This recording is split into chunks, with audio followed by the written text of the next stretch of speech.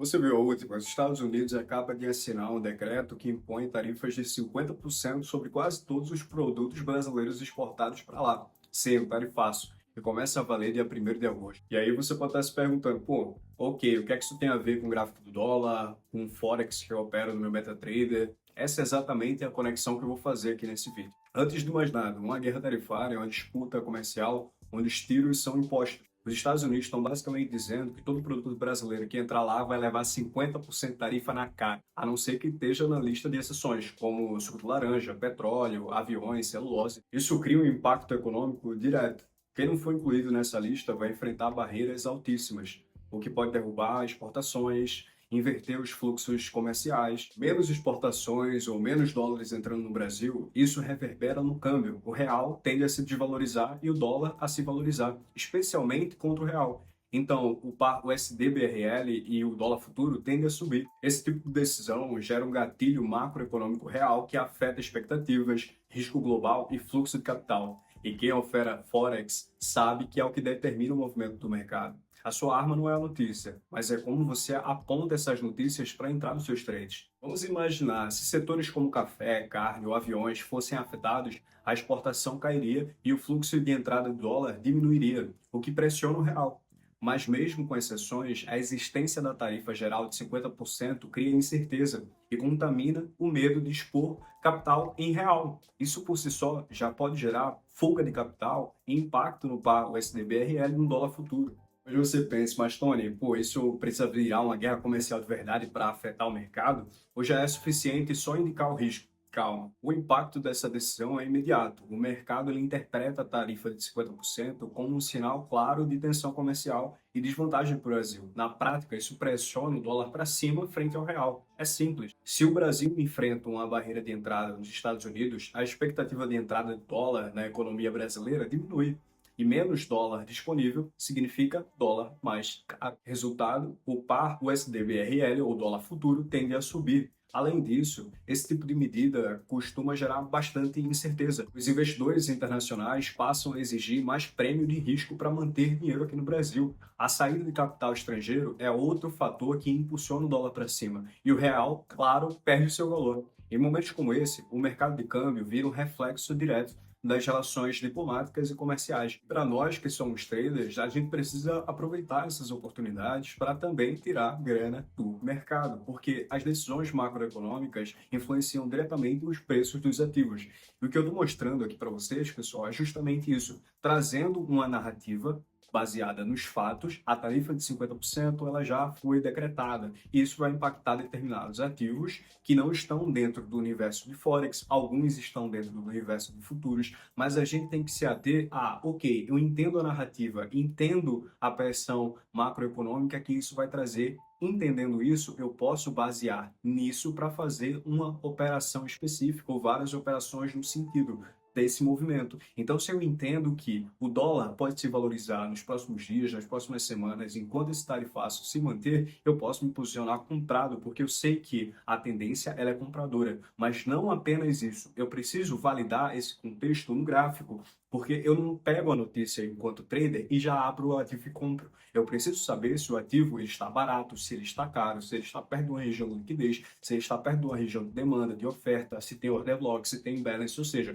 são vários fatores técnicos, mais uma análise fundamentalista do evento macroeconômico que podem fundamentar uma operação. E é isso que eu quero mostrar aqui para vocês. O evento macroeconômico ele acontece, ele vai ter impacto. Isso impacta o nosso operacional. Isso vai impactar o nosso dia no mercado. Então a gente tem que saber o que vai acontecer, qual impacto vai ter para aproveitar esse movimento. E eu vou mostrar isso para vocês agora aqui no gráfico. E, ó, uma coisa importante aqui, se você quer aproveitar essas movimentações do USD-BRL, não tem acesso a, por exemplo, um profit que você vai precisar para operar o dólar futuro, você pode operar o USD-BRL na corretora que eu opero e que fechei parceria, a Tickmill. A Tickmill oferece spreads de qualidade e competitivos e execução rápida nos seus ativos. Para vocês terem noção, a variedade de ativos dentro da Tickmill é tão grande que eles também têm o USD BRL, por mais que não seja uma corretora nativamente brasileira. Então você pode abrir a sua conta e operar o USD-BRL na Tickmill, mas não só esse par, vários outros pares que vocês podem utilizar em outras questões macroeconômicas para fazer essas operações. Ou seja, se você quer aproveitar esse movimento, abra a sua conta na Tickmill. Você não precisa só ficar esperando o movimento acontecer. Você pode se posicionar se você abrir uma conta na Tickmill, que vai dar acesso a esse ativo. Então eu deixei aqui no QR Code, no link da descrição e no primeiro comentário fixado, e vamos para o gráfico. Vamos lá, pessoal. A primeira coisa, quando a gente faz um tipo de análise fundamentalista, como eu estou exemplificando para vocês aqui nesse vídeo, é identificar o contexto. E como eu expliquei para vocês, o contexto é que a tendência é que o dólar se valorize frente ao real. Só que a gente não pode entrar com base apenas nisso, apenas que, eu sei que o dólar vai se valorizar. Como eu falei para vocês, a gente tem que buscar esse reflexo no mercado. E quem conta para a gente a movimentação no mercado são as estruturas de mercado, ok? Então a gente tem que analisar o par USD-BRL ou dólar futuro, por exemplo, para ter uma noção do que está acontecendo. Se a gente for olhar, pessoal, a longo prazo, o dólar ele está se valorizando, né, frente ao real, e a tendência é continuar se valorizando, mas a gente tem que olhar não só no gráfico diário, mas ir descendo, ir para o gráfico de 4 horas, ir para o gráfico de 2 horas, analisar pregão, pós-pregão, para ter uma noção do que de fato está acontecendo.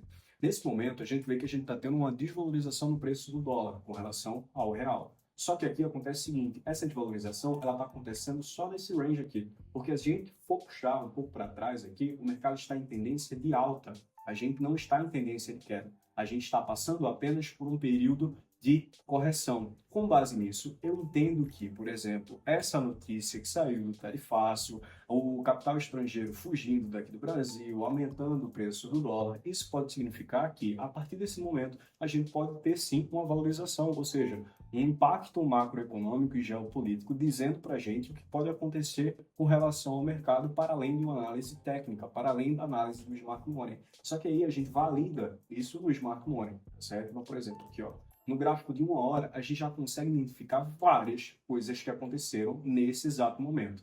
O que é que eu falei? A gente está numa tendência de alta macro, passando por uma correção nesse momento. Só que nesse ponto específico aqui, que é o recente, a gente tem várias coisas interessantes para analisar. A primeira coisa é esse gap que tem aqui, ó. Vocês estão vendo esse gap que tem aqui? Gap no mercado, a gente pode tratar ele como um imbalance, ou seja, uma falta de balanço. E essa falta de balanço, geralmente, ela deve ser preenchida pelo preço, porque ali onde está aquele gap, deve ser preenchida por um volume de negociação. E isso aconteceu, ó. Aqui a gente tem o nosso imbalance, o nosso gap, e esse gap ele foi compensado por essa movimentação de queda. Se a gente for mais além ainda, dá para enxergar outras coisas aqui, como por exemplo, essa movimentação para vir complementar esse movimento de imbalance, ele pode ter sido uma captura de liquidez. Entende? Então, se a gente for observar essa movimentação de acumulação aqui, a gente pode tratar isso como liquidez, uma liquidez que foi comida. O que é liquidez no mercado? É um volume muito grande de dinheiro, ou seja, vários traders de varejo poderiam estar posicionados comprados aqui nessa região, achando que era uma resistência, mas a instituição foi lá e manipulou, estopando todo mundo que estava aqui para depois mandar o preço para onde ela realmente queria, ou seja, mandar o preço aqui para cima. E se a gente for observar, o que é que aconteceu aqui também? Nesse momento, a gente teve uma quebra de estrutura dessa região. Concorda comigo? Isso aqui eu estou fazendo análise no 1 hora, tá certo? Concorda comigo que aqui a gente teve o Breakout Structure? Um vídeo de estrutura, se você não assistiu, eu vou deixar ele aqui fixado. Eu comento que toda vez que a gente tem uma quebra de estrutura dentro de uma tendência principal de alta, que é o que está acontecendo aqui nesse momento, a gente tem uma correção no preço do ativo. Então a gente teve um movimento forte de impulsão, teve o gap, voltou, capturou a liquidez, mandou o preço para cima e gerou uma quebra de estrutura nessa região. Depois da quebra de estrutura, a gente teve de fato um movimento de correção. E se a gente for analisar esse movimento de correção, ele também é bastante interessante, ele conta várias coisas para a gente. Porque, por exemplo, eu não sei se vocês sabem, mas eu gosto de operar bastante com Fibonacci, né? Eu utilizo essas regiões aqui, ó. Eu uso as regiões de 75% e 85% como uma região de oferta interessante, de uma região barata, ou seja, eu trato tudo aquilo que está acima de 50% como região cara, ou seja, eu não vou querer comprar caro, vou querer comprar barato. E a tudo que está abaixo de 50% eu considero como uma região barata. E mais barato ainda, ou seja, o preço mais descontado que eu gosto de fazer as minhas operações é entre 75% e 85%, que dá margem para a gente. Se a gente estivesse operando o USD-BRL ou dólar futuro nessa região, inclusive daria para fazer uma operação nessa estrutura, formando, ou seja, teve um movimento no mercado de impulsão, estava começando a fazer um movimento de retração, eu já poderia ter marcado a minha Fibonacci com a minha região de desconto aqui, aberto, uma posição de compra nessa região, deixado o stop ou abaixo dessa região ou abaixo do desconto máximo que eu estaria disposto a pagar para a movimentação desse ativo. E aí a valorização seria justamente nessa região aqui, no último high que foi gerado, que foi o high da quebra de estrutura, no último topo. Se você não entende os termos que eu estou falando, se inscreve aqui no canal, é mais um motivo, porque eu falo sobre todos esses termos aqui, tá certo? Ok, então nesse movimento já aconteceu, não posso mais posicionar, ok? Novamente, não é uma recomendação de investimento, estou gravando esse vídeo às 11 horas, então valorize, eu estou gravando esse vídeo às 11 horas do dia 30. Vou postar ele amanhã de manhã, inclusive não sei se o que eu estou falando aqui vai acontecer, mas existe uma probabilidade muito grande de acontecer e vou acompanhar vocês aqui nos comentários, tá certo? Mas a gente teve um movimento de correção. Na minha visão, no gráfico de 1 hora, a tendência é que o mercado continue se valorizando. Por quê? Porque além da quebra de liquidez que ele fez, da captura de liquidez aqui embaixo, da quebra de estrutura que indica a tendência compradora no mercado, esse movimento de correção, vocês concordam comigo que ele também fez uma captura de liquidez dessa região aqui, desses fundos aqui, onde estavam os compradores? Ou seja, ele capturou a grana que voltou nessa região de desconto e mandou o preço para cima e até essa região aqui. O que eu acredito que pode acontecer durante o pregão de amanhã para dólar é uma continuação na valorização desse ativo. E eu não acredito numa continuação de valorização muito espaçada. Eu acredito que a volatilidade pode ser muito alta e a gente tem um movimento que o pessoal chama, né, de velho elefante, justamente na abertura do mercado. A gente pode ter amanhã acontecendo isso aqui no mercado. E quando a gente tem um movimento de impulsão, geralmente gera um movimento de retração. Então, por exemplo, vamos supor que o mercado estourou aqui para cima, quebrou essa outra estrutura aqui, ó, vai fazer uma quebra de estrutura nessa região, ok? O mercado fez uma quebra de estrutura nessa região. Aí o que eu esperaria? A quebra de estrutura, o movimento veio, quebrou a estrutura aqui, esperaria justamente um movimento de correção do mercado, vindo buscar, por exemplo, uma região de demanda aqui, seja ela, eu estou analisando obviamente em 4 horas, mas vocês vão descer para 15 minutos ou 5 minutos, uma região de demanda que desse a possibilidade de eu comprar esse ativo. Por quê? O que é que eu estou fazendo aqui? Eu estou avaliando o cenário macro, que é a tendência macroeconômica e geopolítica, e trazendo para um cenário técnico de mercado, ou seja, eu pego a análise macro e trago ela para micro dentro dos gráficos e valido essa informação.